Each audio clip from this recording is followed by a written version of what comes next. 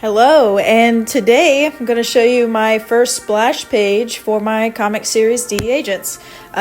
This was a really cool process because, like I said, it was everything I do in my comics is me just learning and saying, oh, I'm just going to wing it and see how it turns out.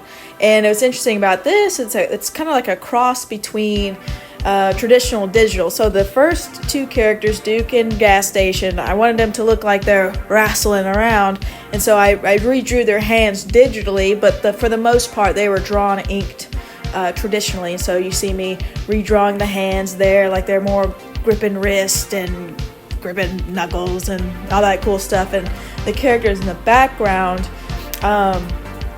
I wanted to add in digitally just because the page layouts, I wanted to make sure that it looked appropriate and looked okay while I was doing it. So you see me roughing it. I don't even remember if I did a sketch for them. I just rubbed in the inks and then cleaned up the inks as I went along. I got a few little flat colors on Duke and Gas Station. I jump around a lot throughout my process of making art and comics and whatever it might be. I go back and forth a lot, so you'll see me go back and forth between inking the background characters or coloring or adding more detail to the forefront characters. And so that's what that's what I'm doing now. But I had a really good time figuring this piece out, making everything flow. I love to add interesting composition and framing to ideally each panel. I want each panel to have a flow, composition, and visual framework that makes things all cohesive to the story. It gives your eyes places to follow, and it just makes everything look better and tie in really nicely.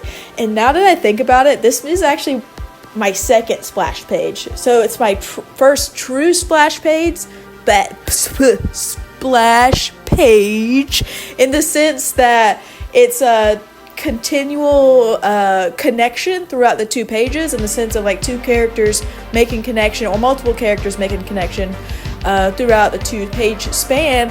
But my first one was actually for this other comic series I'm going to go back and do revisions on, but he was like a knight, he had his hammer reared back, and he was fighting a wolf, but they were on two separate pages, but the background was continual. So I consider this one my first true splash page, which that one is a splash page too technically, but I like this one better, I think. Anyway, so got a lot of colors done, a lot of mood setting with the purples and magentas, and I actually go back over the second pass of this drawing and detail even more, which is weird.